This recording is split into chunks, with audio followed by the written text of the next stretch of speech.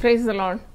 యేసుతో నా పయనం అనే 24వ ఎపిసోడ్ 24th ఎపిసోడ్ ఈరోజు మీ ముందు ఉంచాలని నేను మీ ముందుకు వచ్చినాను. దేవుని స్తోత్రం. 23 ఎపిసోడ్స్ కూడా యూట్యూబ్లో పెట్టినాము. అది మీరు ప్లేలిస్ట్ వెళ్తే 23 ఎపిసోడ్స్ కూడా ఉంటుందని తెలియజేస్తున్నాను. ఇది 24th ఎపిసోడ్. ఈ యొక్క శీర్షిక ద్వారా దీవించాలని నేను ఎంతో కోరుతున్నాను. చాలామంది చూస్తున్నారు, తెలియజేస్తున్నారు సాక్ష్యాల ద్వారా. వారు చాలా బలపడుతున్నారని వివిధ ప్రాంతాల నుండి అట్టి సాక్ష్యాలు విన్నప్పుడు నాకు చెప్పడానికి కూడా ప్రోత్సాహం ఉంది. ఇది దేవుని కార్యము, దేవుడే నాకు సెలవిచ్చినాడు ఇలాగూ నా అనుభవాలు పంచుకోవాలని. ఎందుకంటే ఒక అనుభవము ఎన్నో మాటల కంటే శ్రేష్టమైంది. ఒక అనుభవం చెప్పినప్పుడు ఎంతోమంది జ్ఞాన హృదయాన్ని పొందుకుంటారు. కాబట్టి ఈరోజు యేసుతో నా పయనంలో సేవలో ఒంటరితనం అనే ఒక అంశం మీద మాట్లాడాలని నేను ఆశిస్తున్నాను. చాలామంది నన్ను అడిగినారు, ఎలాగూ మీరు ఒక్కరుగా ఈ దర్శనమును కొనసాగించినారు, మీకు సహకారం లేకుండా కుటుంబాన్ని నడిపిస్తూ ఏ విధంగా మీరు ముందుకు వచ్చినారు, ముందుకు దూసుకొని వెళ్ళినారు అని అంటే కుటుంబం కూడా చెక్కు చెదరకుండా అటు అన్ని రకాల బాధ్యతలు మీకు ఎప్పుడూ నేను చెప్తూనే ఉంటాను. ఏ విధంగా ఇది చేసినారు అని అంటే నేను ఒక్కటే మాటలో చెప్పాలంటే దేవుడు మనకు జ్ఞానం ఇస్తాడు, శక్తిని ఇస్తాడు, పరిశుద్ధాత్మ అభిషేకాన్ని ఇస్తాడు. తర్వాత మనం ప్రార్థన చేస్తాం కదా, ప్రార్థన ఆలకిస్తాడు. మన ఇరుకులో ఉండి మనం మొరపెట్టినప్పుడు ఆయన విశాల స్థలంలోకి మనల్ని నడిపిస్తాడు. మన సమస్యలకు పరిష్కారి ప్రభువే. ఆయన మన ఉన్నతమైన దుర్గమై ఉన్నాడు. ఇవన్నీ మనకు తెలిసినవి. పరిశుద్ధ గ్రంథాన్ని నమ్మిన వారు కానీ, దేవునికి యేసు ప్రభువుని పేరట ప్రార్థన చేసిన వారు కానీ వారికి ఓటమి అనేది సంభవించదని నా జీవిత అనుభవంలో నేను చెప్పగలను. ఎందుకంటే they are always influenced by God. అంటే వాళ్ళు దేవునితో మాట్లాడుతూ ఉంటారు, దేవునితో గడుపుతారు, దేవుడు ఇచ్చే ఆ సామర్థ్యాన్ని వారు వాడుకుంటారు. కాబట్టి నేను ఎప్పుడు చెప్తాను, 1+ God is a majority, great majority. అందుకే పరిశుద్ధ గ్రంథంలో ఉంది, వారిలో ఒంటరి అయిన వాడిని నేను 10 వందలుగా చేస్తాను, ఎన్నిక లేని వాడిని నేను బలమైన జనంగా చేస్తానంటే అది మానవ కార్యం కాదు, అది దేవుని కార్యం. దేవుడు అలా చేస్తాడు. అయితే your attitude is very precious to God. మొదట్లోనే చెప్తున్నాను, కుటుంబాన్ని చక్కని నియంత్రణలో తీసుకొని వెళ్ళాలంటే చాలా దేవుని సహాయం కావాలి. మనం కూడా అవిరామంగా కృషి చేయాలి. అయితే మన హృదయము చాలా సరిగా ఉండాలి దేవుని సన్నిధిలో. అప్పుడు దేవుని కృప, అనంతమైన దేవుని కృప, ఆయన కృప నిరంతరం ఉంటుందని వాక్యంలో ఉంది కదా. అనంతమైన దేవుని కృప మనం అనుభవిస్తూనే ఉంటాం. అంటే ఇలాగ చినుకులు పడినట్టు, వర్షపు చుక్కలు పడినట్టు, వర్షం పడినట్టు తన ఆశీర్వాదాన్ని మన మీద కుమ్మరిస్తూ ఉంటాడని నేను చెప్పాలి. ఆయన కృప తప్పకుండా చాలినదని, ఆ కృపనే మనల్ని నిలబెడుతుంది, అలాగే మనల్ని కాపాడుతుంది, అలాగే మనల్ని బలపరుస్తుంది. ఆయన కృప చాలినది. పౌలు భక్తుడు కూడా ఆయన అపోస్తలుడు, సంఘానికి ఎంతో ప్రాముఖ్యమైన వ్యక్తి. పౌలు భక్తుడు కూడా ఎన్ని శ్రమలు. నాకు ఎప్పుడైనా ఇలాగూ చాలా బాధ కలిగినప్పుడు I use to take him as a role model. ఇప్పుడు ఆయనంతటి సేవ చేయడం ఎలా కష్టతరమైన, ఆయనకు కూడా కుటుంబ సహకారం లేకుండిందనే నేను చదివినాను. అంటే కుటుంబంలో భార్య లేక తన కుటుంబ సభ్యులు చాలా చేయూతగా ఉండినారు, ఆయనను చాలా ప్రోత్సహించినారని ఎక్కడ నేను చదవలేదు. పైగా ఆయనకు శరీరంలో ఒక ముళ్ళు ఉండింది. ఆ ముళ్ళు తొలగించడానికి ఆయన ముమ్మారు ప్రార్థన చేస్తే కూడా జవాబు నా కృప నీకు చాలానే వచ్చిందని మనం 2 కొరింథీ 12వ అధ్యాయంలో చూస్తాం. అయితే ఆయనకు కలిగిన విశేషతలు, ప్రత్యక్షతలు విశేషముగా ఉండినవంట. ఆయనకు కలిగిన ప్రత్యక్షతలు అంటే ఆయనకు అంత షార్ప్గా బ్రెయిన్ ఉండేది. He use to see visions and then he use to do extraordinary things. అంటే అనూహ్యమైన కార్యాలు దేవుని కొరకు ఆయన తలపెట్టినాడు. కాబట్టి సాతానుడు ఎప్పుడు ఒక ముళ్ళుగా ఉండినాడు. సాతానుడు ఒక దూతగా ఉంచబడినాడు నా ప్రక్కన నన్ను నలగొట్టుటకని అంటాడు. అంటే దేవుడు అతన్ని విడిచిపెట్టలేదు కదా. దేవుని చిత్తము అతని ద్వారా దేవుని ప్రజలకు సంపూర్ణం చేసినాడు. ఆయన కార్యము సంపూర్ణమైంది, ఆయన చిత్తము సంపూర్ణమైంది, ఆయన కృప పరిపూర్ణమైనది. మరి ఆయన అన్ని సమయాల్లో కూడా మనకు తోడు ఉంటాడు. అది చాలా గొప్ప కార్యం. మనం సేవకురాండ్లమైన ప్రజలమైన నేర్చుకోవాలి. దేవుని ప్రజలం, మనకు దేవుడు తోడున్నాడు. మనము చాలా గొప్ప మర్మాలు నేర్చుకుంటాము, చాలా సింపుల్వి మర్చిపోతాం. ఇమ్మానియల్ అనే పేరుతో వచ్చినాడు కదా క్రిస్మస్ సమయంలో, మనం అది జ్ఞాపకం చేసుకుంటాం. ఇమ్మానియల్ అంటే దేవుడు మనకు తోడు, సేవలో దేవుడు నాకు తోడుగా ఉండినాడు. చూడండి, కుటుంబములో మరి నేను ఒంటరితనం అనుభవించినాను, దాంట్లో అసత్యం ఏం లేదు. అయితే సేవ గురించి నేను మరి ఎవరితో పంచుకోవాలంటే నేను చాలా రిజర్వ్డ్ మెంటాలిటీ నాది. ఎక్కువగా నేను మాట్లాడను, వేరే వాళ్ళతో నా బాధలని పంచుకోవడం నాకు ఇష్టం లేదు. కాబట్టి నేను ఎప్పుడు కూడా దేవునితో గడిపేది. నేను ఒంటరిగా దేవునితో ప్రార్థన చేసినప్పుడు నాకు శక్తి సరిపోయింది, అంతే. It was enough for me to enough for the day. ఏ నాటికి నాటికి చాలా అన్నట్టు ఆనాడు నాకు ఇచ్చే ఇంధనం లేక పెట్రోలు నాకు నడిపించడానికి 24 గంటలు నడిపించడానికి సరిపోయేది. మళ్ళీ నెక్స్ట్ డే మళ్ళీ నేను దేవుని దగ్గర నుండి శక్తిని పుంజుకునేదాన్ని. అయితే వచ్చే ఆటంకాలు కానీ, అడ్డులు కానీ, రోగాలు కానీ, కుటుంబ సమస్యలు కానీ, ఇవన్నీ కూడా ఎదుర్కోవడానికి ప్రభు చాలిన వాడుగా ఉండినాడు. అంటే మరి ఇప్పుడు కుటుంబంలో మనం అనుకుంటాం, కొందరిని తెర మీద చూసినప్పుడు వాళ్ళు కుటుంబంగా సేవ చేస్తున్నారు, భార్య భర్తలు కలిసి చేస్తున్నారంటే వాళ్ళకు సమస్యలు లేవని కాదు, వాళ్ళకు కూడా సమస్యలు ఉంటుంది. ఈ సేవ అంటేనే సమస్యలతో ఉండేది. అందుకే దీని పేరే సిలువ. సేవ అంటే సిలువ. చిన్న సేవ అంటే చిన్న సిలువ, పెద్ద సేవ అంటే పెద్ద సిలువ. కాబట్టి శ్రమలు తప్పవు సేవలో. మనము సాతానుతో పోరాడుతున్నాం కాబట్టి తప్పకుండా మనకు శ్రమలు ఉంటాయి. కానీ ఆ శ్రమలను అధిగమించిన పరిశుద్ధాత్మ బలం కావాలని మీకు తెలియజేస్తున్నాను. అందుకే శిష్యులతో మీరు పరిశుద్ధాత్మను మొదట పొందుకున్న తర్వాతనే మీరు సాక్షులుగా ఉండాలి బూదిగంతాల వరకు అని చెప్పినాడు కదా. కనుక మరి నేను పరిశుద్ధాత్మ శక్తి యొక్క మరి నిర్వచనం కానీ, అవగాహన కానీ దేవుడు నాకు ప్రార్థనలో చాలా బయలుపరిచినాడు. పరిశుద్ధాత్మ శక్తి లేనిది మనం సేవ చేయలేము. అది ఒక డివైన్ అనాయింటింగ్ అంటారు కదా, అభిషేకమే కాడిని విరగొడుతుంది. ఆ అభిషేకము దేవుడు ఇచ్చి తన దాసులను వాడుకుంటాడు. అభిషేకం లేకుండా మనం చేయలేము సేవ. కొద్దిగా చేసి అలసిపోతాం. ఇప్పుడు చూడండి, 28 సంవత్సరాలు అయింది. మరి 28 సంవత్సరాలు నన్ను కాపాడినాడు దేవుడు. మొట్టమొదటి నాకు ఏ కీడు రాకుండా కాపాడినాడు. తర్వాత నా కుటుంబాన్ని కాపాడినాడు, సేవను కాపాడినాడు. ఎక్కడ నాకేం గుర్తులేదు. సంఘంలో పెద్ద పోరాటం వచ్చి కొట్లాడు, మరి వేల జనాన్ని నడిపించినాను. పెద్ద గ్రూపులు అయినాయి, మరి పెద్ద పెద్ద కలహాలు అయినాయి అంటే నాకు గుర్తులేదు. గాడ్ వాజ్ ఇన్ కంట్రోల్ అనమాట. అంటే దేవుడు ఆత్మ ఎలాగూ యునైటెడ్ పీపుల్స్ ఫెలోషిప్లో సంచరించిందంటే వాక్యంలో ఉంది కదా, జీవం గల దేవుడు మీ మధ్యలో ఉన్నాడు, ఆయన శక్తిమంతుడు. అలాగూ నేను ఐ కుడ్ సెన్స్. ఎవరన్నా ఇలాగూ పోరాటానికి పన్నాగాలు పన్నుతున్నా నాకు అది తెలిసిపోయేది అనమాట. తెలిసి నేను వాళ్ళని పిలిచి నేను కౌన్సిలింగ్ ఇచ్చేది. మనం దేవుని సేవ చేస్తున్నాము, మనం దేవుని రాజ్యాన్ని గడుతున్నాము, మనం ఇక్కడ కలహించడానికి కాదు, మనకు దేవుడు ఒక పని అప్పగించినాడు కాబట్టి మనం మరి ఆ పనిలో సరిగా ఉండాలి. మరి ఇవన్నీ నేను చెప్పడానికి నాకు వెంటిలేషన్ లేకుండేది. నిజం చెప్తున్నాను. అంటే పెద్ద లేని పటం నాకు చెప్పడం ఇష్టం లేదు అసలు. I don't want to speak any untruth. ఇది దైవ కార్యం. ఇది యేసుతో నా పయనం అనేది దైవ కార్యం.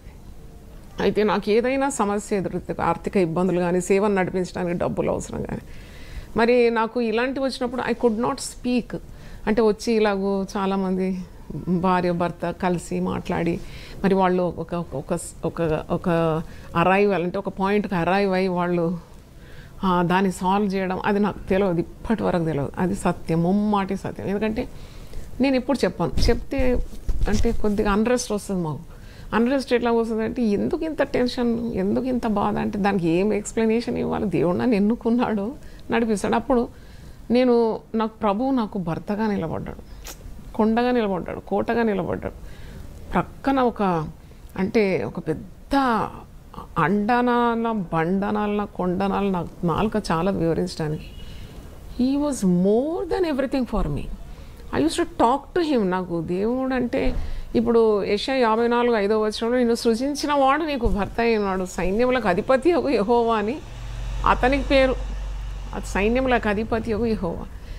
18వ కీర్తన 29వ నీ సహాయం వల్ల నేను సైన్యాన్ని జయిస్తాను. సైన్యాన్ని ఎలా జయిస్తాను? నీ సహాయం వల్ల నేను ప్రాకారములను దాటుతున్నట్టే సైన్యములకు అధిపతి యెహోవా నీ ప్రక్క నుండి is the commander of the entire armies. ఇక అంతకంటే ఎవరిని తోడు కావాలి, నీడ కావాలి. నేను ప్రార్థనలో దేవునితో మాట్లాడేదాన్ని. దేవుడు నన్ను గైడెన్స్ ఇచ్చేది, నాకు అడుగడుగున కూడా నాకు ఆలోచన ఇచ్చేది. తర్వాత ఇంకోటి ఎంత గొప్ప అభిషేకం ఇచ్చినాడంటే, నేను నా గురించి గొప్ప చెప్పుకోవడం లేదు, I don't want to tell big things about me, కానీ అది ఒక్కొక్కరి హృదయాలు సరిగ్గా నాకు కనబడేది. అంటే ఐ యూస్ టు డిజర్న్, అంటే ఒక వ్యక్తిలో ఏదో కీడు తలపెడుతున్నాడు, సంఘానికి విరుద్ధంగా మాట్లాడుతున్నాడు అంటే నాకు తెలిసిపోయేది వెంటనే అనమాట. అది ఏంటది, మరి ఎలాంటి వేవ్స్ నా తలలోకి వచ్చేసేదంటే జాగ్రత్త అని చెప్పేది దేవుడు నాకు పలికే. Because I was very dear to God. ఇప్పుడు కూడా అంతే, నాకు దేవుడు అంటే మరి నా సెల్ అణువున దేవుడు ఉన్నాడు. అయితే నాకు ముందే చెప్పేసేది అనమాట, ఇదో కీడు రాబోతుంది, ఇక వాళ్ళతో జాగ్రత్తగా ఉండు, వీళ్ళతో ఇది మాట్లాడు, అది మాట్లాడకూడదు. అయితే చాలామంది ఏదో అడగడానికి వస్తారు, ఇప్పుడు కూడా అంతే, దే కాంట్ స్టాండ్ అనమాట. వాళ్ళు దేవుని విరుద్ధంగా ఏ తలంపు మరి సేవలో జరగనివ్వలేదు. దేవుడు అంతగా నా తోడు ఉండినాడు. అప్పుడు నాకు గుర్తొస్తుంది సామెతలు 21:30 వచనంలో, దేవుని విరోధమైన ఏ ఆలోచన అయినను, ఏ జ్ఞానమైనను, ఏ వివేచన అయినను నిలవదు, అంతే నిలవదు. దాని తర్వాత నా ఎదుట మరి అంత ధైర్యంగా ఎవరైనా వచ్చి పెద్ద కలహించడానికి అది కూడా ఇంతవరకు జరగలేదు. అది జరగనియాడు దేవుడు, ఎందుకంటే నాకు తోడున్నాడు కదా. జరిగినా నేను భయపడాను, ఎందుకంటే because God is with me. చూడండి, మరి ఇశ్రాయేలు పరిశుద్ధ దేవుడు, విమోచకుడు, రక్షకుడు, సైన్యములకు అధిపతి యెహోవా, ఆయన నాకు తోడున్నాడు కదా. అయితే ధైర్యం, చాలా ధైర్యం ఇచ్చినాడు. ఇవన్నీ కూడా నేను ప్రార్థనలో పొందుకున్నాను. గొప్ప ధైర్యం కానీ, మరి ప్రేమ కానీ. ప్రేమ లేకుంటే పరిచయం చేయలేము. నేను చాలాసార్లు చెప్తాను, ప్రేమ చాలా కావాలి, ప్రేమతోనే నువ్వు గెలుచుకుంటావు. అయితే మరి ప్రేమ కానీ, పరిశుద్ధాత్మ శక్తి కానీ, అభిషేకం కానీ, సహనం చాలా గొప్పది. ఈరోజు నేను ఒక చిన్న బిట్ పెట్టినాను యూట్యూబ్లో, సహనం సద్గుణం అని. అంటే patient is the virtue, is the greatest virtue. అన్ని గుణాలలో, అన్ని సద్గుణాల్లో సహనం టాప్లో ఉంటుంది. సహనం ఉంటే మనకు అన్నీ మనకు సునాయాసం అయిపోతుంది. అది సహనం మాత్రం నేను అడిగి పొందుకున్నాను దేవుని. అంటే ఆత్మ ఫలం, నవరుచులు ఉంది కదా, ప్రేమ, సంతోషం, సమాధానము, దీర్ఘశాంతము, విశ్వాసము, సాత్వికము, దయాళుత్వం, వంచితనం, ఆశాని, ఇవన్నీ కూడా ఆత్మ నుండి ఉద్భవించే రుచులు. కాబట్టి ఫలభరితమైన జీవితం కావాలని మాత్రం పట్టుదల ఉండింది. ఎందుకంటే ఇది ఒక వ్యాపారం కాదు, మరి ఇదొక పెట్టుబడి చేసి లేకుంటే దాని లాభాలు తీయడం కాదు కదా. ఇది దేవుని సేవ, దేవుని పిలుపుతో మనం చేస్తున్నాం. కాబట్టి పరిశుద్ధ గ్రంథానికి అనుగుణంగా ఉండాలి నా బ్రతుకు, నా చర్య, నా థాట్స్ కానీ, నా యాక్షన్స్ కానీ అన్నీ మరి సింక్ కావాలి. సింక్రని చెప్పేది ఒకటి, చేసేది ఒకటి. అంటే నేను ఎవరు నమ్ముతారు ఇంకా? ఇప్పుడు కూడా ఐ రియలీ థ్యాంక్ గాడ్, ప్రజలు ఎంతో గౌరవిస్తారు, ప్రేమిస్తారు, మరి విలువ కడతారు. అది చాలా గొప్పది. అది మాత్రము సంపాదించుకోవాలంటే దేవుని అపారమైన కృప. అది ఏది చూసి నన్ను గౌరవిస్తున్నారంటే నా చూసి ఏముండదు, కానీ దేవుడు వాళ్ళకు ఇచ్చినాడు అది. అలాంటి మరి ఆ గౌరవ భావం కానీ, ప్రేమ కానీ, ఒక సేవకురాలని వాళ్ళు చెప్పిన మాటలు వినడం కానీ, ఇదంతా దేవుడిచ్చిన ఆశీర్వాదాలని నేను ఒప్పుకోగలను. తర్వాత మరి మీ ఫ్యామిలీ లైఫ్ ఎలాగుండింది, మీరు భార్య భర్తలంటే నేను ఎప్పుడు చెప్పను పర్ఫెక్ట్గా ఉండిందని నేను చెప్పాను. దేవుని సన్నిధిలో ఉన్నాను కాబట్టి. అందరూ పర్ఫెక్ట్ అని కూడా నాకు, పర్ఫెక్ట్ కాదని కూడా నాకు తెలుసు. ఇప్పుడు పర్ఫెక్ట్గా కనబడవచ్చు మీకు. కొంత జంటలు చూస్తే అబ్బా ఎంత మంచి జంటలండి వీళ్ళు, అసలు సీతాకోక చిలుకల్లాగా లేక రామ చిలుకల్లాగా ఉన్నారు, చిలుక గోరింకల్లాగా ఉన్నారని మీకు అట్లా కనబడుతుంది. కానీ ప్రతి కుటుంబానికి పరిస్థితులు మరి అన్ని వేళలా, అన్ని సమయాల్లో ఒకే తీరు ఉండదు. అంటారు కదా, strong opposition makes a strong government. ఎప్పుడు కూడా కొన్ని తిరుగుబాట్లు కానీ, కాన్ఫ్రంటేషన్, కొద్దిగా బాధలు ఉంటాయి. పరిపూర్ణత ప్రభువులోనే ఉంది. మనం ఎవరి మీద ఆధారపడుతున్నామో, ఎవరికి ప్రార్థన చేస్తామో ఆయన పరిపూర్ణుడు. ఇక పర్ఫెక్షన్ అనేది యేసు ప్రభువులోనే మనం చూస్తాం. ఇక కుటుంబాలు ఇంపర్ఫెక్ట్ అయితే కూడా దేవుడు చెయ్యి విడవడు. ఇంపర్ఫెక్ట్ మరి ఆ భావం ఉంది కాబట్టి మనం దేవుని ఎక్కువగా అనుకుంటాం. అయ్యో నా కుటుంబం ఇలా ఉంది కదా, అయ్యో నాకు ఈ బాధ ఉంది కదా, అయ్యో ఈ నొప్పి ఉంది కదా, అయ్యో ఇలా ఉంటే బాగుండు కదా అని ప్రభు దగ్గర మాటి మోకరించడానికి మన ఇంపర్ఫెక్షన్సే కారణం. అందుకే నా యొక్క ఈ అనుభవం వింటున్న మీరు మీరేం బాధపడకండి, అయ్యో మా కుటుంబం ఇట్లా. కుటుంబాన్ని చక్కచేసే దేవుడు. కుటుంబం అనేది దేవుడు పెట్టిన వ్యవస్థ. వివాహం అన్నిటిలో ఘనమైనది. కొన్నిసార్లు అంటారు, అయ్యో పలాని వ్యక్తి నాకు తోడుంటే బాగుండేది, ఆయన అయి ఉంటే బాగుండేది. తప్పదంతా దేవుడే నీకు జతనిస్తాడు. పిల్ల కాకులకు కానీ పిచ్చుకలకు కానీ ఆకాశంలో ఎగిరే పక్షులకు అన్ని జతలు, అడవిలో ఉన్న క్రూర మృగాలకు కూడా జతలు ఏర్పాటు చేసేది. పురుగులు కూడా, చిన్న భూమి మీద ప్రాకే పురుగులకు కూడా జతలు ఉంటాయి.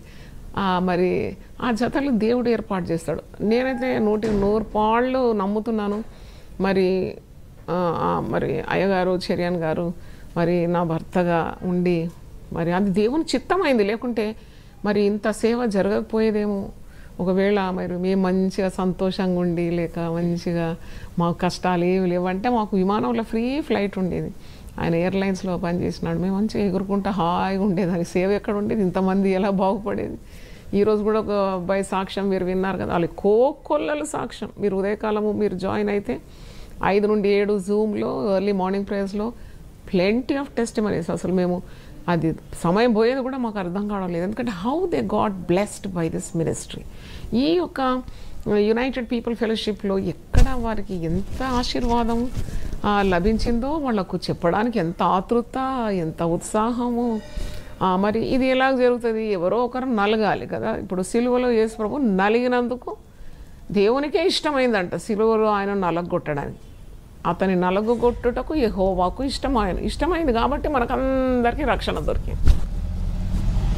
ఒకరు వెనుకుండి మరి చితుకుతే తప్ప మరి ఆ రుచి కానీ ఆ యొక్క శక్తి కానీ ఎలా విడుదలవుతుంది? కాబట్టి అదంతా దేవుని చిత్తమే అని నేను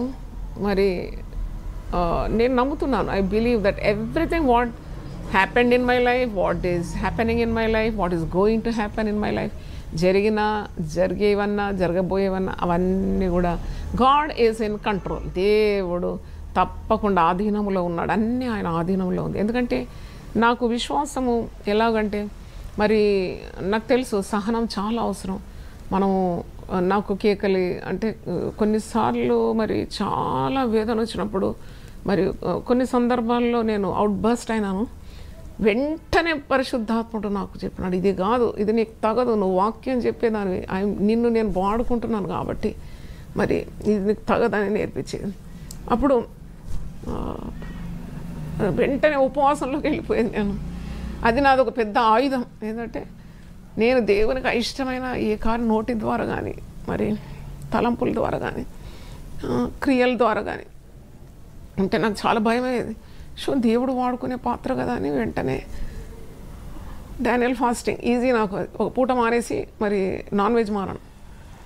ఇది ఈరోజు 76వ రోజు. 100 రోజులు చేద్దాం అనుకున్న కొంతమంది భక్తుల కొరకు చేయాలని చాలా తీవ్రమైన ఆశ, ప్రేరణ కలిగింది నాకు. కొన్ని కుటుంబాల్లో దేవుని సేవలో బలంగా వాడుకునే భక్తుల కొరకు చేస్తున్నాను నేను 100 రోజుల ప్రార్థన.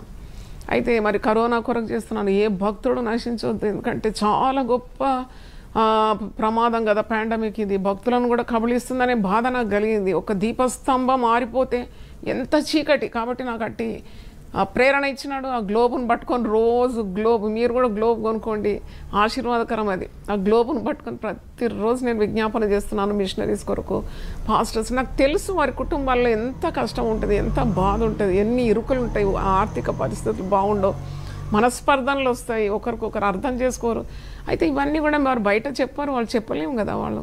అయితే వాళ్ళు ఎంత ఇరుకులో ఉండి దైవ సేవ చేస్తున్నారు. కాబట్టి కనీసం నేను వాళ్ళందరి కొరకు నేను అనుభవించిన దాన్ని కాబట్టి నేను ఎట్టి ఆదరణ దేవుని దగ్గర పొందుకున్నానో అట్టి ఆదరణతో ఇతరులను కూడా ప్రార్థన ద్వారానన్నా నేను ఆదరించవచ్చు. నా దగ్గరికి వాళ్ళు రాకున్నా I can pray for such suffering persecuted people. అంటే ఇప్పుడు చూడండి, హింసాత్మకమైన చర్యలకు గురవుతున్న సేవకులు ఎంతమంది ఉన్నారు. మనము అలాగూ మరి అలాంటి పరిస్థితులు మనకు లేవు. ఒకవేళ వచ్చినా ఎదుర్కోవాల్సి వస్తుంది. మరి కనీసం ఇప్పటి నుండి ప్రార్థన చేయొచ్చు కదా, అట్టి వారి కొరకు ప్రార్థన చేయొచ్చు కదా. మరి నిన్నగాక మొన్న నేను ఇట్లా ఉదయం లేవాలి, మరి మార్నింగ్ ప్రేయర్కు నేను రెడీ కావాలనుకొని ఇట్లా లేవస్తుంటే ఒక పెద్ద శబ్దం విన్నాను. ఏంటంటే మత్తయి సువార్త 5వ అధ్యాయం 7వ వచనం కొండ మీద ప్రసంగంలో, కనికరం గల వారు ధన్యులు, వారు కనికరం పొందుతారు. అప్పుడు నాకు చాలా మరి అంటే ఒకలాంటి జాలి కలిగింది. అవును, నిజంగానే మనం ఎప్పుడు స్వార్థమైన ప్రార్థనలు చేయకూడదు. ఎప్పుడు నన్ను కాపాడు, నా కుటుంబాన్ని కాపాడు, నా సేవను కాపాడని కాకుండా ఇతర సేవల కొరకు ప్రార్థన చేయాలి. ఇతర కాపర్ల కొరకు, సేవకుల కొరకు, అభిషక్తుల కొరకు, మరి పరిచారకుల కొరకు, సువార్థికుల కొరకు, బోధకుల కొరకు, ప్రవక్తల కొరకు ప్రార్థన చేయాలి. తప్పకుండా ప్రార్థన చేయాలి, ప్రతి ఒక్కరు చేయాలి.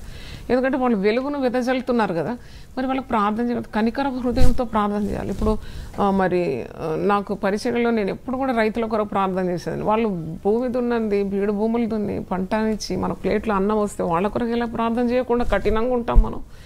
సైనికుల కొరకు ఎందుకు ప్రార్థన చేయకూడదు? మనం సుఖంగా క్షేమంగా నిద్రపోతున్నాము, మన పనులు సాగిపోతాయి, దేశం క్షేమం కొరకు వారు ఎంత అహోరాత్రులు కృషి చేయడం లేదా? మనం మంత్రుల కొరకు చేయాలి కదా, మరి అధికారుల కొరకు, పిఎం, మరి నాకు ముఖ్యంగా మన ముఖ్యమంత్రుల కొరకు ఎప్పుడు చేస్తా, కేసీఆర్ గారి కొరకు, జగన్ గారిని చూసినప్పుడు దుఃఖం, తల్లి గుండె రోధించినట్టు రోజుతుంది. ఎందుకంటే ఎంత టెన్షన్, మరి కళ్ళన్నీ చూస్తే ఎంత పని చేసి అలసిపోయినట్టు అనిపిస్తుంది. వెంటనే నాకు దుఃఖం వచ్చేస్తుంది, ఏడుస్తాను, నేను ప్రార్థన చేస్తాను అధికారుల కొరకు. తర్వాత చెరసాలలో మూలుగే వారి కొరకు, పేదవారి కొరకు, దిక్కులేని వాళ్ళ కొరకు, విధవరాండ్ల కొరకు, అనాథుల కొరకు. కనీసం prayer, we can pray, help some, నీకు వీలున్నంత సహాయం కూడా చేయొచ్చు. అలా కనికరం గల వారు ధన్యులు, వారు కనికరం పొందుతారని గొప్ప శబ్దం విన్నాను నేను, మత్తయి సువార్త 5:7. అయితే ఇలాగూ సేవలో ఇవన్నీ కూడా ఎదుర్కోవడానికి మరి కుటుంబాన్ని సంతోషంగా తీసుకెళ్ళాలి, సమాధానంగా తీసుకెళ్ళాలి. బాధ్యత తప్పకుండా స్త్రీ మీదనే ఉంటుంది. ఎందుకంటే ఒక స్త్రీ, మరి జ్ఞాని అయిన సొలొమోనే అంతమంది స్త్రీలతో అనుభవం గల జ్ఞాని అయిన సొలొమోను, దేవుడిచ్చిన జ్ఞానంతో ఆయన తప్పినాడు, కానీ జ్ఞానం అనుభవం అయితే ఉంది కదా ఆయనకు. ఎంత మరి ఆయన ఏమంటున్నాడంటే, మరి 3 రాలే తన ఇల్లు ఊడబెరుకుతుంది. ఊడబెరకడం చాలా సునాయాసం, కట్టడం ఎంత కష్టం. To build a house you require so much of patience, so much of hard work, so much of knowledge, so much of God's grace. But అది పుల్ డౌన్ చేయడానికి, అది విచ్ఛిన్నం చేయడానికి ఎంతసేపు కూడా పట్టదు. కాబట్టి మనం ఎంత జాగ్రత్తగా ఉండాలి. అయితే మరి ప్రార్థన ద్వారా, వాక్యం ద్వారా నిదానంగా ఉండాలి. అన్నిటికీ మరి నోరు తెరవడం కానీ, అన్నిటికీ వాగ్వాదాలు కానీ, మనస్పర్ధలు కానీ అవన్నీ ఉంటే కుటుంబం ముందుకు పోదు. మరి ముఖ్యంగా నేను మరొకసారి కుటుంబాలకు విన్నపం ఏంటంటే, మీరు భార్యాభర్తలు తగులాడుకున్నప్పుడు పిల్లలు చాలా బాధపడతారు. ఎంత బాధపడతారో నాకు ఆ బాధ అంతా నా మీదకి వస్తుంది నేను ప్రార్థన చేసేటప్పుడు. చిన్న పిల్లలు ఇలా చూస్తూ ఉంటారు, భార్యాభర్తలు కొట్లాడుతుంటే, తల్లిదండ్రులు కొట్లాడుతుంటే, వాళ్ళ హృదయంలో, వాళ్ళ గుండెల్లో చెరగని ముద్రలు అనమాట. వాళ్ళు చదువులో ముందుకు రారు, వాళ్ళకు ఒక ఇంటర్ పెరిగి పెద్ద అయిన తర్వాత కాన్ఫిడెన్స్ ఉండదు, ఆత్మవిశ్వాసం ఉండదు, చాలా కోల్పోతారు పిల్లలు, వాళ్ళ మైండ్లు పాడైపోతాయి. అందుకే తల్లిదండ్రులు ఎప్పుడు కూడా పిల్లల ముందు మరి కలహించడం చాలా తప్పు.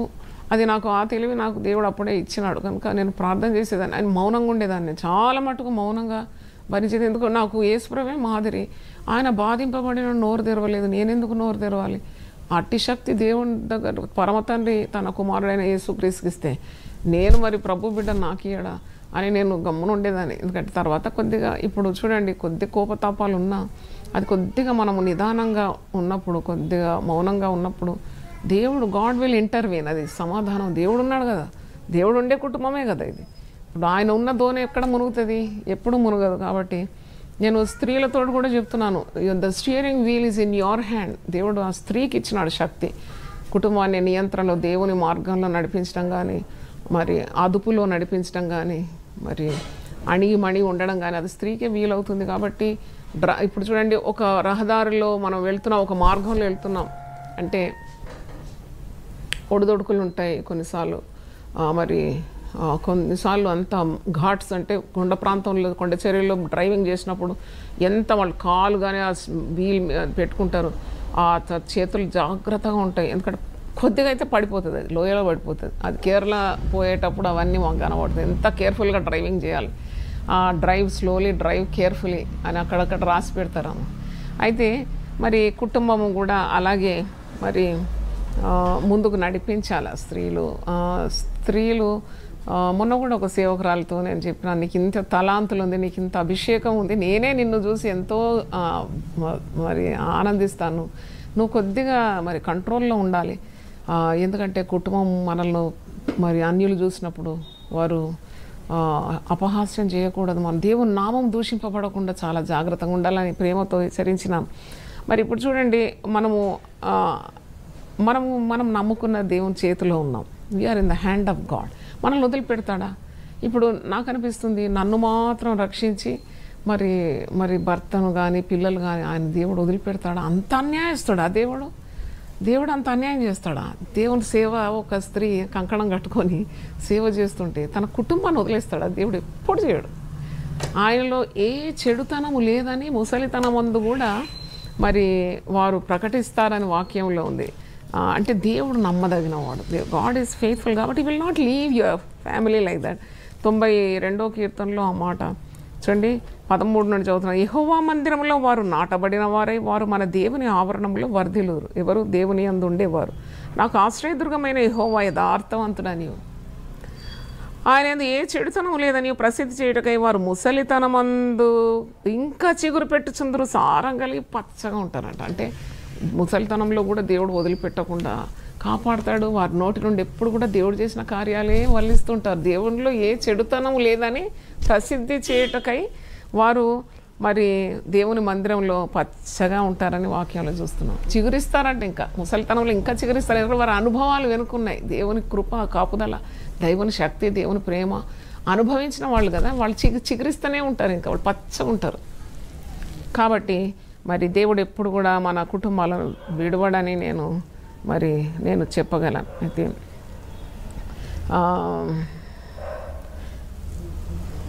అంటే ప్రతి కార్యానికి గాడ్ ఈజ్ ట్రస్ట్ వర్తి. మరి మన ఉద్దేశాలను సఫలపరచు, మన ఆశలు నెరవేర్చడం, ఇవన్నీ ఆయన చేస్తాడు, తప్పకుండా చేస్తాడని నేను చెప్పగలను. అయితే ఇంకా మనం ఇప్పుడు కుటుంబంలో ఐక్యత పాటించాలి అంటే ఒక పెద్ద సేవలో ఉన్నాము. మరి అప్పుడు సాతానుడు ఇప్పుడు కూడా వాడు గర్జిస్తూనే ఉంటాడు. మనం వ్యక్తులతో కాదు పోరాడేది, సాతాన్తోనే పోరాడాలి. సాతాను శక్తులు అణగొట్టాలంటే ప్రార్థన, వాక్యం, ఇంకేముంది. మరి ఇప్పుడైతే దేవుని 1000 నామములు ఇవన్నీ కూడా చాలా బలమైన ఆయుధాలు. అయితే వాగ్దానాలు ఎత్తిపట్టి ప్రార్థన చేయడం, ఇవన్నీ కూడా మీకు తెలుసు, ఎన్నోసార్లు నేను చెప్పినాను.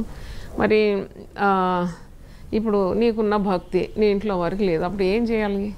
నీకున్న భక్తి లేదు, అప్పుడు ఏం చేయాలి అంటే వాళ్ళ మీద నీ భక్తి రుద్దాలనా, లేకుంటే వాళ్ళని చాలా బలవంతం చేయాలనా, లేకుంటే ఏదో షో పుటప్ చేసి ఉన్నట్టు ప్రపంచానికి చూపెట్టాను? అవన్నీ దేవుని దగ్గర చెల్లవు. ఎందుకంటే దేవుడు యథార్థవంతుడు కదా.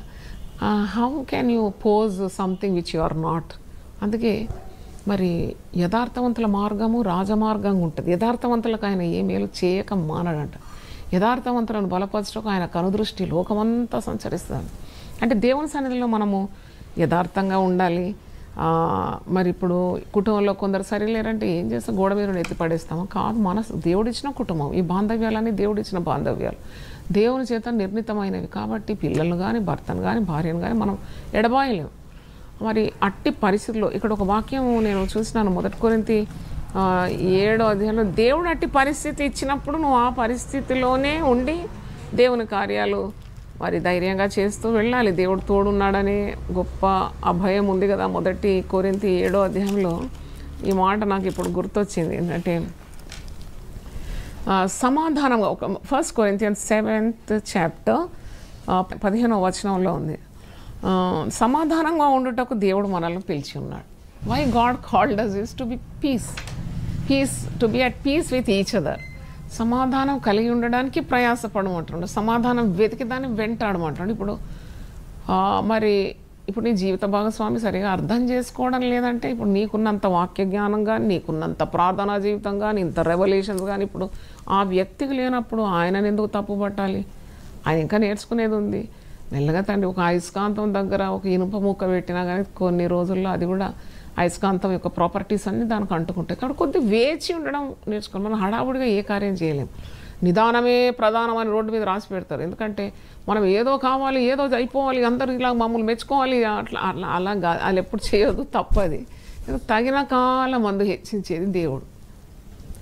తన బలిష్టమైన రెక్కల క్రింద దీన మనస్కులై ఉండి మనం ప్రార్థన చేసినప్పుడు దేవుడు మనల్ని, అసలు దేవుడే గొప్పతనం కానీ హెచ్చు కానీ దేవుని వల్ల కలిగేవి అవన్నీ. మనము ఎగిరెగిరి ఎంతసేపు ఎగురుతాం, కింద పడతాం మనం. కాబట్టి దేవునికి అన్నీ అప్పగించి, ఒకవేళ భక్తి నీకు ఎక్కువ ఉన్నా కానీ ఆ భక్తి తీసి మరి అతని మీద రుద్దడం కానీ, పిల్లల మీద రుద్దడం, there is a time for everything. I strongly believe. నేను చాలా చాలా ఎట్లా అంటే గట్టిగా నమ్మేది ఏంటంటే, ప్రతి ప్రతి దానికి సమయం ఉన్నది. Whether you believe are not, Bible says ప్రతి దానికి ఒక సమయం ఉంది. ఆ సమయం కొరకు వేచి ఉండడానికి ఏమవుతుంది? అది ప్రతి వస్తువు కూడా దాని పని నిమిత్తం కలగజేసినాడని 16 సామెతలు 4వ వచనం ఉంది. God created everything. ఇప్పుడు నాలాగా అందరూ ఉండాలని ఎక్కడుంది? లేకుంటే ఎవరోలాగా నేను ఎందుకు ఉండాలి? God made me an original copy. Why should I stoop to be a duplicate? ఇప్పుడు నన్ను ఒక ఒరిజినల్గా దేవుడు చేసినప్పుడు నేను ఇతరులను కాపీ కొట్టే అవసరం లేదు. నేను ఏ స్థాయిలో పిలువబడినానో ఆ స్థాయికి నేను నమ్మకంగా ఉండాలి. 1 కొరింథీ 7వ అధ్యాయము 17వ వచనం చూడండి. 1 Corinthians 7:17. అయితే ప్రభు ప్రతివానికి ఏ స్థితి నియమించెనో, దేవుడు ప్రతివానిని ఏ స్థితి అందు పిలిచెనో ఆ స్థితి అందే నడుచుకునవలెను. ఏ స్థితిలో నేను పిలుచుకున్నానో ఆ స్థితిలోనే ఉండి నడుచుకోవాలి. దేవుడు ఆ స్థితిని మెరుగు చేస్తాడు, అభివృద్ధి చేస్తాడు, బాగు చేస్తాడు. ఆ స్థితి బాగాలేకుండా బాగు చేసేవాడు, సమస్తం బాగు చేయవాడు. ఈయననే వాక్యం ఉంది. ఈయన ఎవరు? ఈయన సమస్తము బాగు చేయవాడు అని. అందుకే భార్య అయినా భర్త అయినా, ఇప్పుడు భర్త గొప్ప భక్తుడు ఉండొచ్చు. ఇప్పుడు యోబుకు దొరకలేదా గయ్యాళి అయిన భార్య? యోబు అంతటి భక్తుడికి ఆయనలో ఏ చెడుతనం లేదంట. ఆయన దేవుని యందు భయభక్తులు గలవాడంట, యథార్థవంతుడంట, నీతిమంతుడంట. మరి ఇలాంటి న్యాయవంతుడని యోబు 1:1 దేవుడే సర్టిఫికేట్ ఇస్తున్నాడు. మరి ఆయనకు దొరికిన భార్య ఎలాగ ఉందంటే భయంకరమైన గయ్యాళి.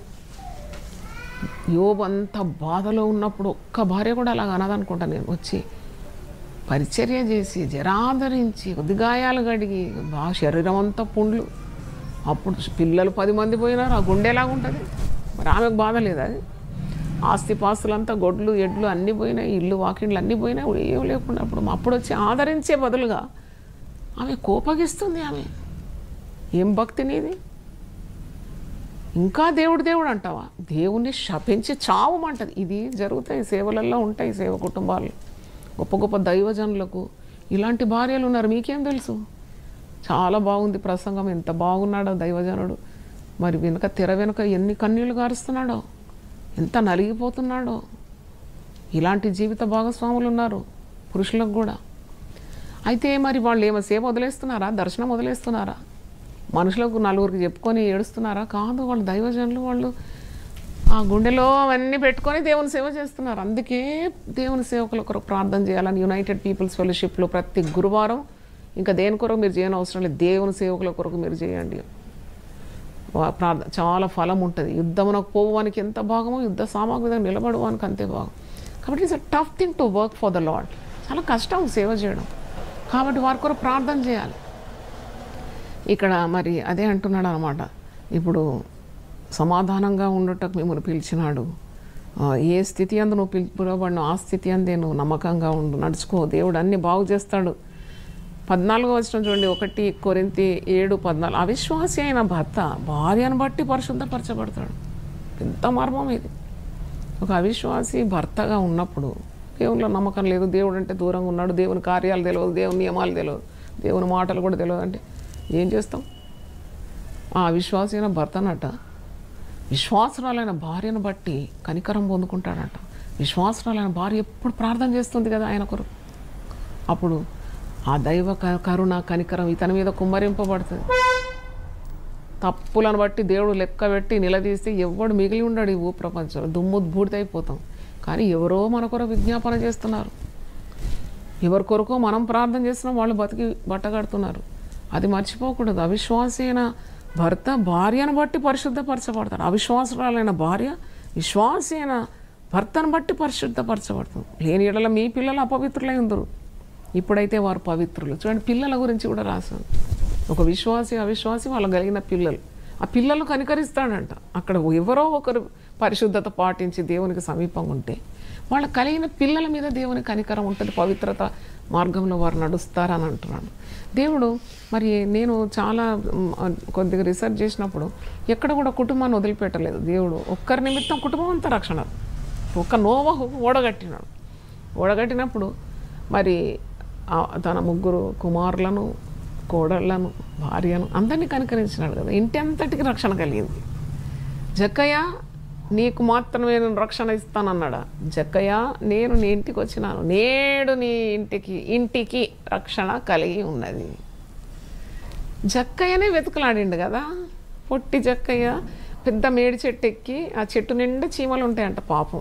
ఏసయ్యను చూడాలా గుబురు ఆకుల్లో మరి పొట్టి జక్కయ్య ఎక్కి ఏసయ్యను చూస్తున్నాడు. ఈ లవ్డ్ జీసస్ ఎంత విన్నాడో ఏసయ్య గురించి. ఏసయ్య వదిలిపెట్టినాడా? యేసును ప్రేమించే ఎవరిని వదిలిపెడతాడండి దేవుడు? ఇంత బాధ ఎందుకు మీకు? నువ్వు యేసును మిక్కటంగా ప్రేమిస్తే నీ చెయ్యి వదిలేస్తాడా? నిన్ను వదిలేస్తాడా? వదలడా ఆయన. రా జక్కయ్య కిందికి దిగు, నేను ఇంటికి వస్తాను. ఇంటికి రమ్మని పిలిచాడా జక్కయ్య? జక్కయ్య గుండెల్లో ఉందో ఒక ఆశించడానికి కూడా యోగ్యత లేదని తెలుసు. యేసయ్య నా ఇంటికి వస్తాడా? ఓయమ్మో, యేసయ్యను ఉట్టిగా సాటుకు ఎవ్వరు చూడకుండా చూస్తే చాలా అనుకున్నాడు. చూస్తే చాలా, ఎందుకంటే జక్కయ్య సుంకపు గుత్తదారులు అంటే పాపులతో సమానులు వాళ్ళు. యూదులు ఏం చేస్తారంటే వాళ్ళు పాపులతో సమంగా చూస్తారు. ఎందుకంటే వాళ్ళు ఎప్పుడు లంచగొండులు, ఒక్కొక్కరిని బాధించి మరి వాళ్ళు డబ్బులంతా కూడగట్టుకుంటారు, ఒలిచేస్తారు మనుషులను. అప్పుడు ఎవరు సుంకపు గుత్తదారులతో మాట్లాడారంట. వాళ్ళు కఠినలు, రాక్షస స్వభావాలు, మందిని ముంచేవారు, లంచగొండలని. అసలు వాళ్ళకు మర్యాద లేదు సమాజంలో. అట్టివాడు యేసును చూడాలనుకుంటున్నాడు. చూడండి వానికి ఏం తక్కువైందండి యేసును దేవుడు యేసుప్రభు వచ్చి అరే నువ్వు ఈ పాపాలు చేసినావు, ఆ పాపాలు చేసినావు, నిన్ను నేను లెక్క అడుగుతాను అనలేదు.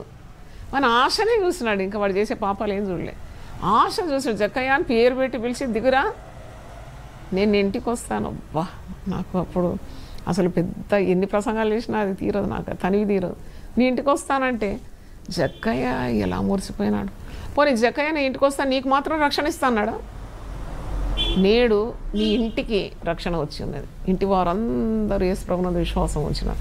అక్కడ చెరసాల నాయకుడు కూడా, పౌలు శీలలు చెరసాలలో ఉండి రాత్రంతా వారు విజ్ఞాపనలు, ప్రార్థనలు, పాటలు పాడినప్పుడు చెరసాల అధిపతి మరి అంటాడు, అయ్యలారా మేము రక్షణ పొందుటకు ఏమి చేయాలి? ప్రభు అయిన యేసుక్రీస్తునందు విశ్వాసం ఉంచు, నీవును నీ ఇంటి వారందరూ రక్షణ పొందుతారు. దేవుని స్తోత్రం, హల్లెలూయా.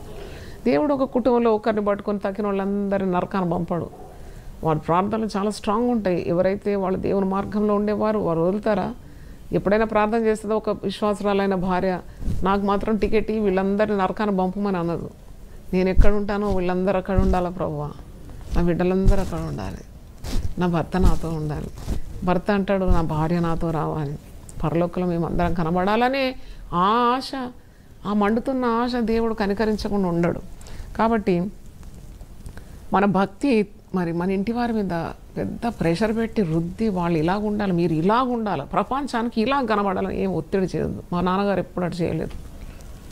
కానీ మా నాన్నగారు ఎప్పుడు నాతో చెప్పలేదు నువ్వు భక్తి కనబడాలి, నువ్వు సాక్ష్యాలు చెప్పాలి, పాటలు పాడాలి, ఏం చెప్పలేదు. సైలెంట్గా ప్రేయర్ చేసినాడు. కాలము సంపూర్ణమైనప్పుడు దేవుడు నన్ను సేవకు పిలుచుకున్నాడు. అది ఆయన మతి కందని కార్యం. ఎవ్వరి మతి కందదు మా ఇంట్లో, ఇప్పుడు కూడా అందదు. ద మోస్ట్ మరి హోప్లెస్ అంటే అస్సలు ఆశకు గతి లేని ఒక మరి మరి కుటుంబ సభ్యురాలు ఎవరంటే జాయ్ చెరియన్ అనే దేవుడు. ఇల్లు కట్టువారు నిషేధించిన రాయి, మూలకు తలరాయి ఆయన. ఇది యెహోవా వలన కలిగిన కార్యం, ఇది మన కన్నులకు ఆశ్చర్యం. God can do wonders, trust God. అయితే ఇంకోటి ఇంక చెప్పాలి ఏంటంటే, ఇప్పుడు భర్త మరి అంత విశ్వాసం లేదు, అంత వాక్య జ్ఞానం లేకుండా కొన్ని తప్పులు చేస్తే అది తప్పులన్నీ మరి ఊరంతా చెప్పడం, కానీ కుటుంబం సభ్యులకు చెప్పడం, బంధువుల మధ్యలో చెప్పడం ఎప్పుడు చేయొద్దు, పిల్లల ముందు చెప్పడం. ఎందుకంటే అతనికి ఆత్మవిశ్వాసం కోల్పోతాడు, ఇంకా వెనుకకే వెళ్తాడు కానీ ముందుకు రాడు. కాబట్టి మౌనంగా ఉండాలి, ప్రార్థన చేయాలి. ఆయనకు ఒక మరి సెల్ఫ్ డిగ్నిటీ మెయింటైన్ చేయాలి. Suppose your husband never play with the dignity of your spouse. ఇప్పుడు నీ భార్య లేక భర్త వాళ్ళకు ఒక మరి డిగ్నిటీ అంటే మరి గౌరవం ఉంటుంది కదా, దాని మీద మనం అప్పుడు ఆటలు ఆడొద్దు, దాన్ని ముట్టుకోకూడదు, ప్రార్థన చేయాలంతే. ఇప్పుడు బంధువులకు చెప్పి ఒకరిద్దరు నీకు చాలా బంధువులు ఆత్మమిత్రులు ఉంటే యూ కెన్ ట్రస్ట్, కొద్దిగా నీ గుండెలో బరువెత్తే కొద్ది పంచుకోవడం, వాళ్ళతో కలిసి ప్రార్థన చేయడంలో చాలా శక్తి ఉంటుంది.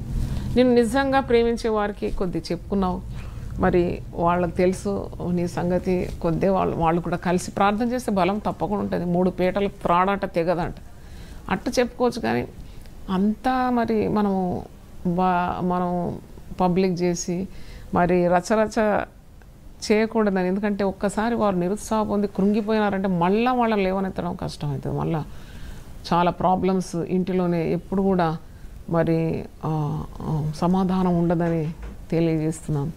మరి ఇలాగ కొన్నిసార్లు మనకేం చేస్తారంటే మన వీక్నెస్ గుర్తుపడతారు కొంతమంది. అయ్యో వీళ్ళకు సఖ్యత లేదు, ఐక్యత లేదు అని చెప్పి ఏవేవో మన మీద మాట్లాడతారు, మనకు నిందలేస్తూ ఉంటారు. అవన్నీ లెక్కబెట్టే అవసరమే లేదు. నేను చెప్తున్నాను కదా, లుక్ స్ట్రైట్ టు జీసస్. అందుకే పౌలు హెబ్రీ పత్రిక 12:1 విశ్వాసం కర్త దాన్ని కొనసాగించుకోవడానికి యేసు వైపు చూడు, అటు ఇటు చూస్తే మనం పరిగెత్తలేము.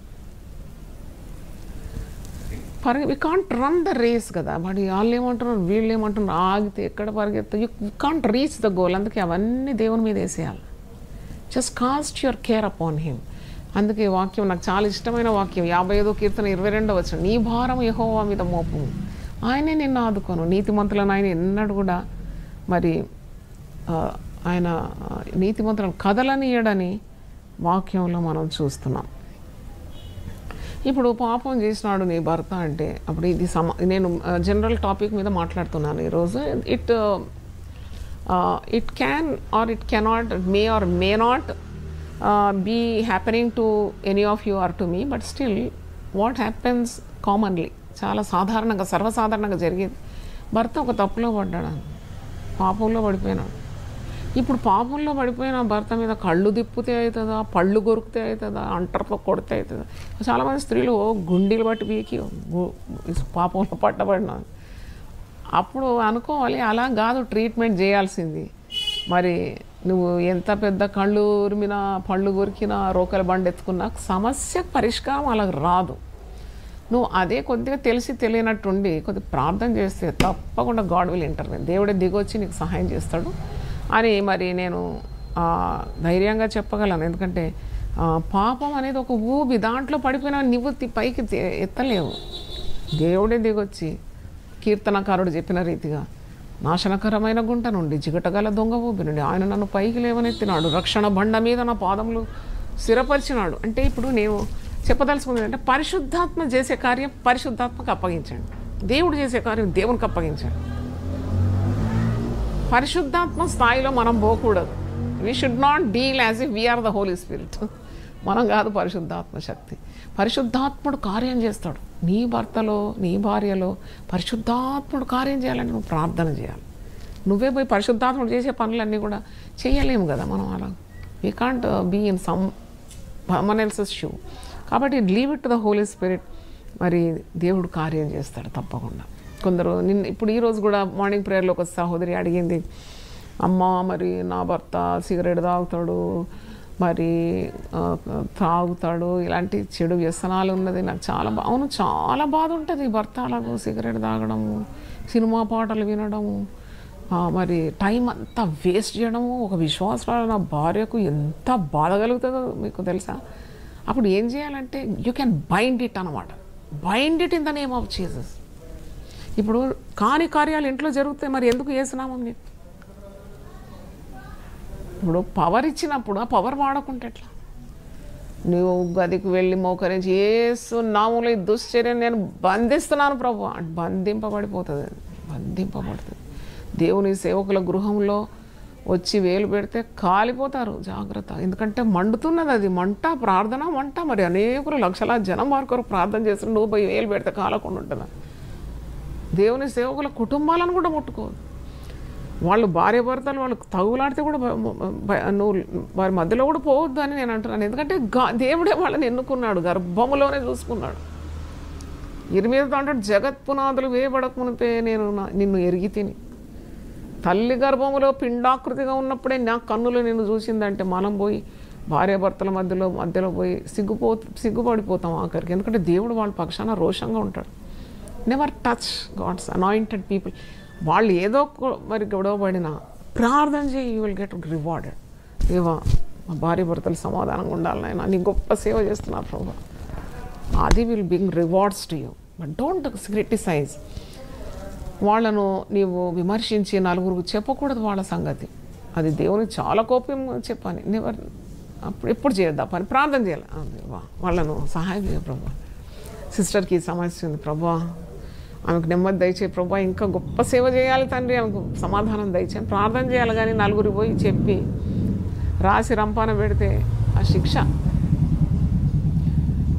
Every man of God or woman of God has a private life. తెలుసా మీకు? వాళ్లకు ప్రైవేట్ లైఫ్ ఉంటుంది. వాళ్ళు ఆ ప్రైవేట్ లైఫ్లోకి పోయి ఎందుకు తొంగి చూడాలి? అది నీ పని కాదు. అది నీకు అంత బాధ ఉంటే వాళ్ళ కొరకు ప్రార్థన చేయి. గొడవలు సాతానికి వాళ్ళతోనే పని ఉంటుంది. నేను ఒకసారి మా తండ్రి గారిని అడిగినాను, ఏమైనా అందరు ప్రసంగాలు చేసే ఇంట్లోనే గొడవలు ఎందుకు వస్తాయని అడిగినాను.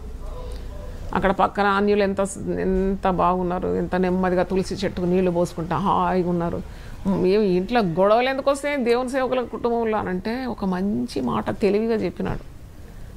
సాతానుకు వాళ్ళతో పని లేదు, సాతానుకు దేవుని సేవకులతోనే పని ఉందన్నాడు. నాకు బాగా అర్థమైపోయింది. అప్పుడు నువ్వు దేవుని బిడ్డలతోటే సాతాను పని. వాళ్ళని అనగొట్టాలి, వాళ్ళని చెడగొట్టాలి, వాళ్ళని పడగొట్టాలని. వేరే వాళ్ళ జోలితో ఎందుకు పోతాడు? ఆయనకు దేవుని సేవ దర్శనాన్ని అణిచివేయాలి, పడగొట్టాలని చూస్తూ ఉంటాడు. కాబట్టి కొద్దిగా గందరగోళం అవుతుంది, కొద్దిగా మరి శబ్దాలు వస్తాయి, కొద్దిగా కొట్టుకుంటారు, తిట్టుకుంటారు, ఏదో అవుతుంది. కానీ God is in control. God is in control. God will never leave them, never forsake them. ఎందుకంటే దేవుని చిత్తము నెరవేర్చు వరకు నేను విడవని వాళ్ళని అంటాడు కదా. నా చిత్తము నీ పట్ల నెరవేర్చే వరకు నిన్ను విడిచేది లేదని అంటాడు. కనుక ఎప్పుడు కూడా మరి నేను నేర్చుకున్నాను ఏంటంటే, ఒకవేళ నాకు దుఃఖం కలిగింది, ఆయాసం కలిగింది, బాధ కలిగింది, కొంచెంసేపు నేను ఏడ్చుకుంటాను. ఏడ్చాక ఎప్పుడు ఏడుపు మూతి పెట్టుకొని నేను ఉండను. ఎందుకు తెలిసి భక్తిహీనులు ముఖం మార్చుకుంటారని వాక్యంలో ఉంది. భక్తులు ఎప్పుడు కూడా ప్రకాశమానమైన ముఖంతో ఉండాలి. వాళ్ళు దేవుని వెలుగును వెదజల్లేవారు కదా, దేవుని వెలుగును ప్రతిబింబింపజేయాలి. కాబట్టి they have to rejoice in God. అప్పుడు నాకు ఫిలిప్పీ పత్రిక 4:4 పౌలు భక్తుడు, ప్రభువునందు ఆనందించడు మరల చెప్పుదును. ప్రభువునందు ఆనందించు. అవును, మరి ప్రభువునందు ఆనందించాలి. ఒక ఆర్టికల్ చదివినాను, మనం ఎప్పుడైతే మనము సంతోషంగా ఉంటామో ట్రిలియన్ సెల్స్ మన శరీరంలో ఉజ్జీవింపబడతాయంట, రివైవ్ అయిపోతుందంట మన సెల్స్ ఇన్ ద బాడీ. సంతోషంగా ఉండాలి. వాగ్దానాలు చూస్తే సంతోషం, సాక్ష్యం వింటే సంతోషం, పాటలు పాడితే సంతోషం, మరి వాక్యం చదివితే ప్రార్థన చేస్తే అందుకే ఆనందం ప్రభువులోనే దొరుకుతుంది, ఇంకెక్కడ దొరకదు. నువ్వు కిరాణా కొట్టుకు పోతే పొట్లం కట్టి ఇచ్చేది కాదు, అది ప్రభువునంద ఆనందం. పైసలు పెడితే వచ్చేది కాదు.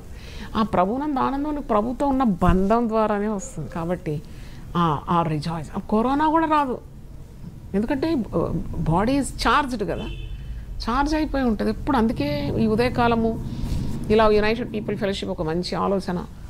ఎంత సంతోషం! ఆ 250 కుటుంబాలు కలుసుకొని వాక్యము, నామాలు, వాగ్దానాలు, ఆదేశాలు, ప్రార్థనలు, పాటలు, మరి తర్వాత మరి దేశం కొరకు ప్రార్థన, పరిచర్యల కొరకు ప్రార్థన, సేవకురాల కొరకు సేవకుల ప్రార్థన చేసి కానీ ఎంత వామ్ అయిపోతాం. అది అసలు ఎక్కడ వస్తుంది కరోనా? మరి ఇంతవరకు ఆ ప్రార్థన చేసే గుంపు 9 నెలల నుండి చేస్తున్నాము, ఇంతవరకు ఒక్కరికి కూడా రోగం వచ్చినట్లు లేదు. మరి రోగం వచ్చినా వెళ్ళిపోయింది, అది రోగం వచ్చిపోయింది, ఎవరు చనిపోయినట్లు కూడా లేదు. ఎందుకంటే they are close to God. మనం నిప్పు దగ్గర ఉంటే మనకు సెగ తగలదా? బాడీ అంతా వామ్ అయిపోతుంది కదా. కాబట్టి ఈ ఆనందము ద్వారానే మనము దుష్ట చర్యలను ఎదుర్కొంటున్నామని చెప్పాలి. దాంతో ఇంకోటి మనము ప్రార్థన చేయాలి. దేవునికి ఏదో పని ఉంది, పని ఉన్నప్పుడు మరి శ్రమలు తప్పవు. కాబట్టి మరి ఎప్పుడూ ప్రార్థన చేస్తాం. ఇప్పుడు భక్తులు మనం అనుకుంటాం, భక్తులు దేవుడు వాడుకుంటున్నాడు నన్ను, నేను దేవుని సేవకురాలు కాబట్టి వాళ్ళని మార్చు, వీళ్ళని మార్చు, వీళ్ళని మార్చు. దేవుడు ఒకసారి నాకు నేర్పించినాడు ఏంటంటే, నన్ను మార్చని ప్రార్థన చేయి.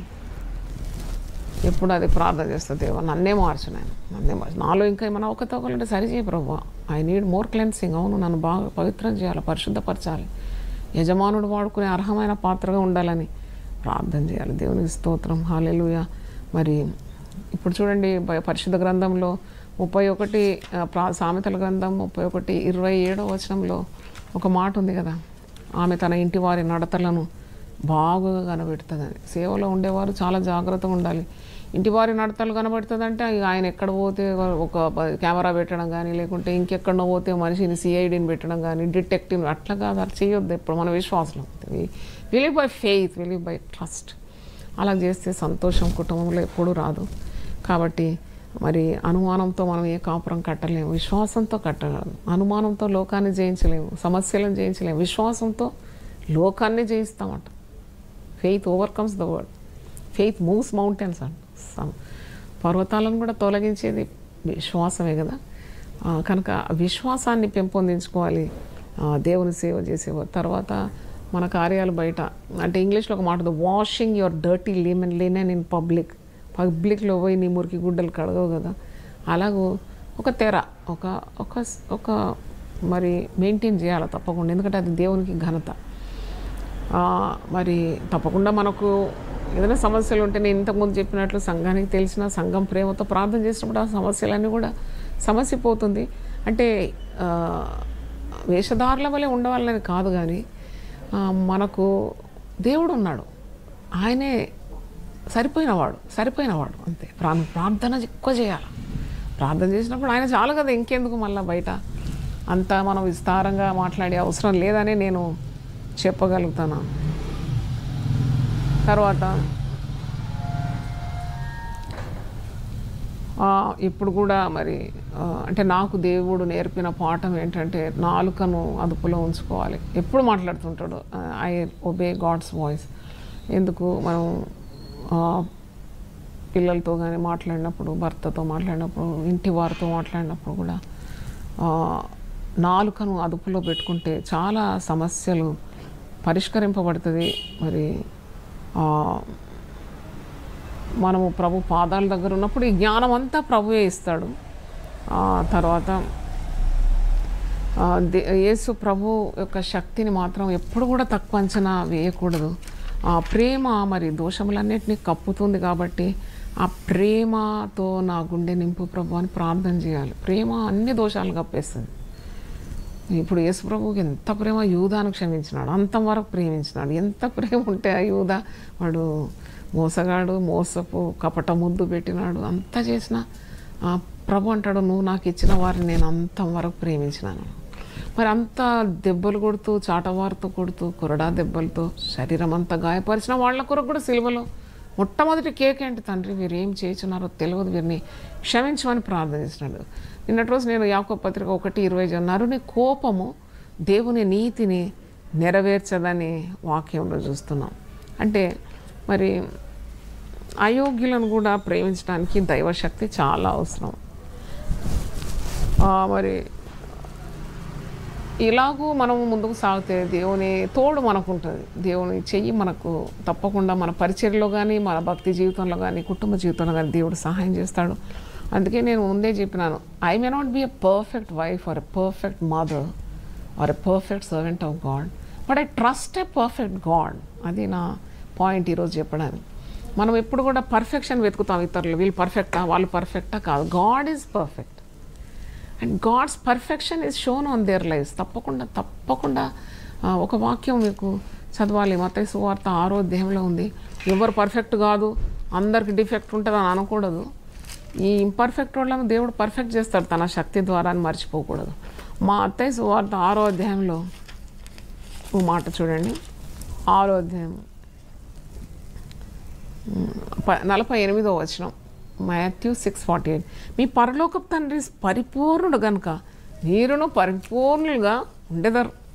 అంటే ఇంపర్ఫెక్షన్స్ ఉన్నా మరి ప్రార్థన చేస్తున్నాం కాబట్టి ఆ ఇంపర్ఫెక్షన్స్ అన్నీ కూడా మరి బాగు చేస్తాడు అని మనం వాక్యం ద్వారా నమ్ముతున్నాం. దేవుని స్తోత్రం. తర్వాత ఇప్పుడు ఇంపర్ఫెక్ట్ బీయింగ్స్ అన్న మనల్ని దేవుడు ఇంత ప్రేమిస్తే, మనకు పెద్ద పరిపూర్ణత లేదు, అయినా మనల్ని దేవుడు అపారమైన ప్రేమతో ప్రేమిస్తే మనం ఎందుకు పరిపూర్ణులు కాని వాళ్ళని ప్రేమించకూడదు? కుటుంబంలోనే ఇప్పుడు నీకు పరిపూర్ణత లేదు, అయినా దేవుడు ప్రేమని పొందుకుంటున్నావు.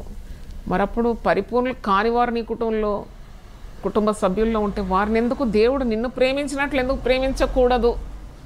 నువ్వు అట్లా ప్రేమిస్తే చాలు కదా, సమస్య పోతాయని తెలియజేస్తున్నాను. దేవుని స్తోత్రం. హల్లెలూయా. దేవుని స్తోత్రం. మరి నా మాటలు ముగిస్తున్నాను. మనం ప్రార్థన చేసుకుందాం. దేవుడు మన కుటుంబాలకు తోడు ఉండాలి ఈ పండుగ సమయంలో. మరి ట్రై టు మెయింటైన్ పీస్. చాలా కుటుంబాల్లో కలహాలు, అప్పులు తెచ్చి, ఇన్స్టాల్మెంట్ మీద తెచ్చి, బట్టలు కొని, పిండి వంటలు వండి, మరి తిండికి ఉన్న ఖర్చులు చేయకండి. ఎంత మంచమో అంత కాలు చాపుకోండి. అది నేను నా కుటుంబ జీవితంలో నేను చాలా ఫాలో చేస్తాను, ఎప్పుడు చేస్తాను అన్నమాట. నాకు ఇంతే వీలుంది అంతే చాలు, ఎందుకు ఇంత బడాయి పెట్టడం వద్దు. ఇంగ్లీష్లో డెమాన్స్ట్రేషన్ ఎఫెక్ట్ అంటారు. వాళ్ళు చేస్తున్నారు కాబట్టి మేము పండుగ ఇలా చేసుకోవాలి, వాళ్ళు అట్లా చేస్తున్నారు. పులిని చూసి నక్క ఏం చేసిందంట, కడ్డీలతో వాత పెట్టుకుందంట. అదే సార్కలు ఉండాలి నా మీద.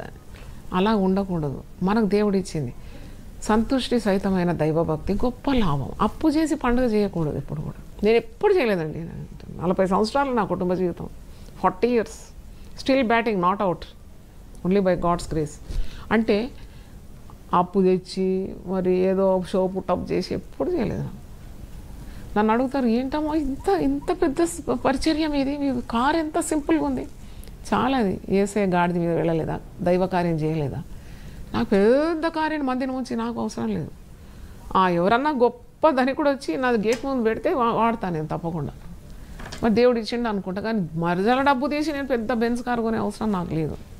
అది చాలా చిన్న కారు చాలు, నెమ్మదిగా ఉంటే చాలు మనం. సో దేవుడు ఎంత ఆశీర్వదిస్తాడండి. దేవుడు ఎంతసేపు అండి, దేవుడు భూమికి ఆకాశాన్ని సృష్టికర్త. నీకు ఒక వస్తువు ఇవ్వడా? ఇస్తాడు. దాని పెద్ద వెయిటేజ్ ఇవ్వకూడదు. దేవుని చిత్తాన్ని నువ్వు నెరవేరుస్తున్నావా లేదా?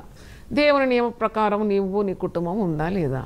కుటుంబంలో పాపం ఉన్నదా? పాపం పోయేంత వరకు నువ్వు తప్పకుండా ప్రభు పాదాలు పట్టుకుంటే మునుగుతుంది కుటుంబం, కొంప కూలుతుంది. కాబట్టి అవన్నీ జాగ్రత్తలు తీసుకోవాలి ఒక కుటుంబ సభ్యునిగా. That is more important, not the material. TV ఉందా, లేక కారు ఉందా, లేకుండా బంగ్లా కట్టిందా, అది కాదు. దేవుడిచ్చిన కుటుంబాన్ని నువ్వు చక్కగా నీ వంతు కృషి నువ్వు చేస్తున్నావా? ప్రార్థన చేస్తున్నావా? ఉపవాసం చేస్తున్నావా? నీతిగా ప్రవర్తిస్తున్నావా? యథార్థంగా ఉన్నావా? అప్పుడే కదా ఆశీర్వాదాలు వచ్చాయి. That matters much. దేవుని స్తోత్రం. God bless all of you. ప్రార్థన చేసుకో. నాయన నీ పాదములకు స్తోత్రం తండ్రి. మరి యేసుతో నా పైన my journey with Jesus 24th episode ఈరోజు ధారాళంగా మాట్లాడడానికి నీవు నా నాలుకకు తోడై ఉండి ప్రజలతో మాట్లాడినందుకు స్తోత్రం తండ్రి. నువ్వు నమ్మదగిన వాడవుతాను. నీలో ఏ చెడుతనం లేదు. నువ్వు మాట ఇచ్చి నెరవేర్చే దేవుడు, సదా తోడై ఉండే దేవుడు, పరిపూర్ణుడు నైనా, కనికరం చూపే దేవుడు, కృప నిరంతరం మాకు ఇచ్చే దేవుడు. మేము అడిగేదే ఆలస్యం, సమస్తం కురిపించే దేవుడు, మనం దీవించే దేవుడు, మనం కాపాడే దేవుడు, మనం పోషించే దేవుడు, మన నాయకుడవు నీవే. అయ్యా నీకు స్తోత్రం. మరి ఈ సమయంలో నీ గొప్పతనాన్ని, నీ మంచితనాన్ని వివరించడానికి మీరిచ్చిన ఈ కృప కొరకు స్తోత్రం. అనేకులు గ్రహించి వారి బ్రతుకులు మార్చుకోవడానికి సహాయం దయచేయమని నీ దాసురాలు నన్ను, నా కుటుంబాన్ని ఆయన యెహోషువ భక్తుడు చెప్పిన రీతిగా నేను నా ఇంటి వారం మేము యెహోవాను సేవించదామని చెప్పే ఆ రోజు నాకు కావాలని నా కొరకు ప్రార్థించే బిడ్డలందరిని ఆశీర్వదించమని యేసు నామములో అడుగుతున్నాను తండ్రి. ఆమెన్. ఆమెన్. తండ్రి అయిన దేవుని ప్రేమ, యేసుక్రీస్తు కృప, పరిశుద్ధాత్మ సహవాసం మనకు సదా తోడై ఉండును గాక. Amen. Amen. God bless you. God bless you. Praise the lord.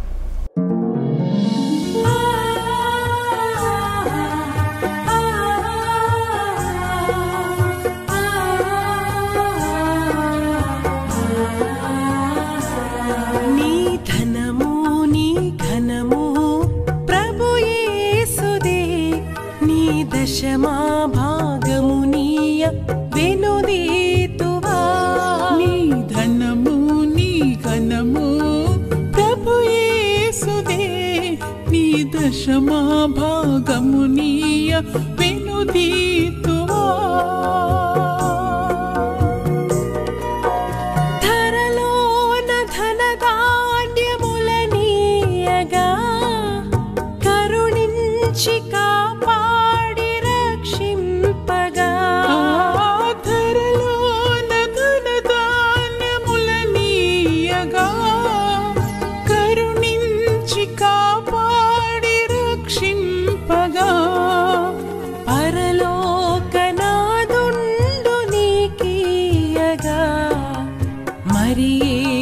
కొరకీయ వెనుదీతువా.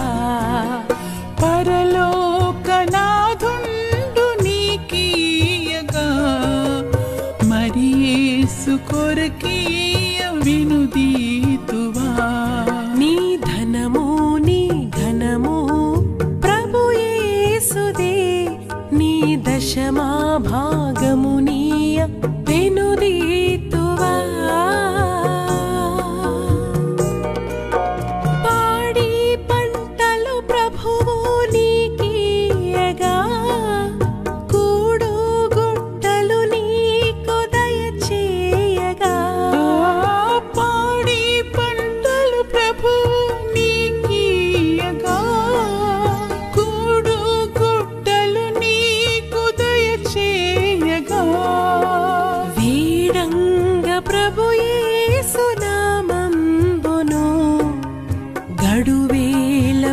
ప్రభుకీయను క్రైస్తవా వేడంగ ప్రభు యేసు నామంబును గడువేల ప్రభుకీయను క్రైస్తవా నీ ధనము నీ ఘనము ప్రభు యేసుదే నీ దశమా భాగము నీయ వెనుదీతువా